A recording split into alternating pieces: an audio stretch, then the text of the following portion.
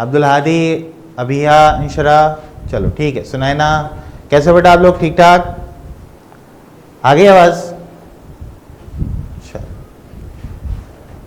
वालेकुम अस्सलाम। वालेकुम अस्सलाम। ठीक है, आवाज़ सबको क्लियर आ रही है? ठीक है, चलो।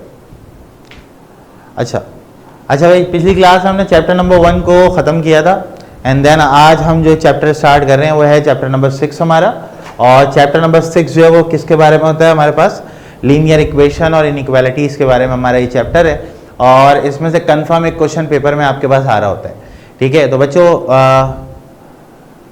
वहीदुल अहमद, आवाज़ नहीं आ रही है आपको? आप अपना माइक जो दोबारा मतलब आईडी जो है ना वो दोबारा से आप लॉग आउट करके लॉग इन करो, आ जाएगी आपके पास। बाकी सबके पास आवाज़ आ रही है, मतलब आपके पास माइक का इशू है। ठीक है, उसको देख लो आप। ठीक है भाई, तो जो आज हमारा चैप्टर है ना बेटा वो है लीनियर इक्वेशन और किसके बारे में? इनइक्वालिटीज़ के बारे में। ठीक है, तो ये जो चैप्टर है ना ये बहुत ही इंपॉर्टेंट भी है एक लिहाज से कि हमारे पास जो सवालात है ना उनमें से एक क्वेश्चन यहाँ से लाजमी आपके पास बन रहा होता है। ठीक है, अब जब एक क्वेश्चन लाजमी बन रहा होता है तो इसका मतलब ये है कि इस चैप्टर का मतलब बोनस चैप्टर है भाई। एक सवाल बन रहा है, छोटा सा चैप्टर है, 3 एक्सरसाइज है, अगली क्लास में ख़त्म भी हो जाएगा। आज शुरू होगा, अगली क्लास में ख़त्म हो जाएगा।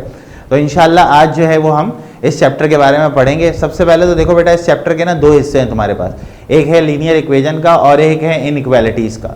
तो लीनियर इक्वेशन और इनइक्वालिटीज़ का मतलब ये है कि आपने एक तरफ तो इक्वेशन को पढ़ना है और दूसरी तरफ आपने इनइक्वालिटीज़ को पढ़ना है। दोनों चीज़ें ही इंपॉर्टेंट है, आगे जाके बड़ी काम आती हैं ये। तो इंशाल्लाह आज के चैप्टर में हम पढ़ेंगे कि इक्वेशंस क्या होती हैं और आपके पास लीनियर इक्वेशन को सॉल्व करने का तरीका क्या होता है। ठीक है, स्लाइडर दे दीजिएगा मुझे। चलें, देखें, सबसे पहली बात है लीनियर इक्वेशन क्या होती है। तो बच्चों हम अपनी ज़िंदगी में ना 2 तरह की चीज़ें पढ़ते हैं, एक होती है इक्वेशन, एक होती है एक्सप्रेशन। ठीक है, इक्वेशन क्या होती है? अगर आपको किसी मतलब सेंटेंस के अंदर आपको इक्वल टू का इस्तेमाल कराया जा रहा है ना तो वो जो है वो हमारे पास क्या कहलाता है? इक्वेशन कहलाता है। मिसाल के तौर पर बचपन में हम लोग वर्ड प्रॉब्लम करते थे। वर्ड प्रॉब्लम का मतलब होता है कि एक लड़का है जो कि 5 किताबें खरीदता है 50 रुपये में, 10 किताबें वो जो है वो कितने पैसों में खरीदेगा। तो इस तरह के जो सेंटेंस होते हैं इनको हम कहते हैं सेंटेंस। अब इसको जब हम मैथमेटिकल फॉर्म में कन्वर्ट करते हैं ना तो फिर ये इक्वेशन की फॉर्म में कन्वर्ट होती है। तो जो सेंटेंस होता है इसका मतलब क्या होता है कि जो सवाल आपको दिया हुआ है ना उसको वर्डिंग में लिख दिया जाता है कि भाई एक लड़का है, सही है, अहमद, जिसके पास 10 किताबें हैं और 10 किताबों की कीमत जो है वो 50 रुपये। तो बताइए अगर वो एक किताब को बेचेगा तो वो कितने पैसों में बेचेगा? तो ये कहलाता है सेंटेंस।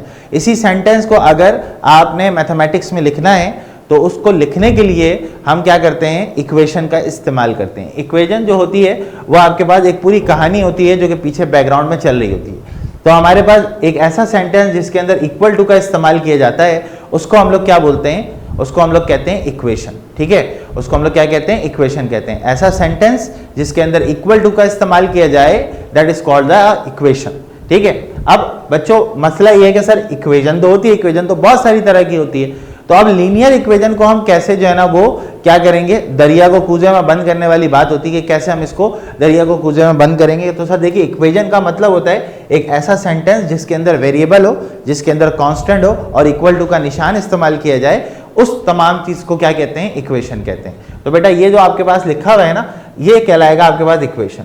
अब इसको लीनियर क्यों कहते हैं इसका मतलब मैं अभी आपको बताऊंगा कि लीनियर को लीनियर कहा क्यों जाता है। तो बच्चों देखो, सबसे पहली चीज जो है, मेरे पास एक एग्जाम्पल मैं लिख रहा हूं, x + y = 0। आपको नजर आ रहा होगा x की पावर 1 है और y की पावर भी क्या है? 1 है। तो बच्चों ये बताओ मुझे, अगर x की पावर 1 है और y की पावर 1 है तो इसका मतलब ये हुआ x भी लीनियर है और y भी लीनियर है।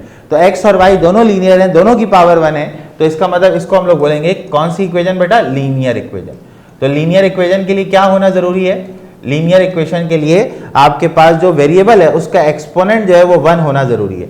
अगर एक्सपोनेंट 1 है तो इसका मतलब इक्वेशन क्या है? आपके पास लीनियर है। और अगर इक्वेशन में एक्सपोनेंट 1 नहीं है, कुछ और है, तो वो लीनियर इक्वेशन नहीं होगी। वो इक्वेशन तो होगी लेकिन वो लीनियर इक्वेशन किसी सूरत भी नहीं होगी। आज़ेब, वालेकुम सलाम बेटा। ठीक है, तो लीनियर इक्वेशन का मतलब सब बच्चों को समझ में आ गया। ठीक है, लीनियर इक्वेशन क्या होती है? जिसके अंदर एक्सपोनेंट जो है होगा वो 1 होगा। किसका एक्सपोनेंट सर? वेरिएबल का। अब सर हम वेरिएबल को कैसे पहचानेंगे? तो अभी छोटी क्लास के लिए जो वेरिएबल होता है ना, या तो वो x होता है, या तो वो y होता है, या तो ये z होता है। ठीक है, तो ये अल्फाबेट में से कुछ होता है हमारे पास, ठीक है ना। तो ये याद रखिएगा कि जब भी आप इक्वेशन को पहचानेंगे तो आप उसको बोलेंगे भाई पहले तो मुझे दिखाओ इक्वल टू है या नहीं। अगर इक्वल टू मौजूद है तो वो इक्वेशन होगा, और अगर इक्वल टू मौजूद नहीं है तो वो इक्वेशन नहीं होगा।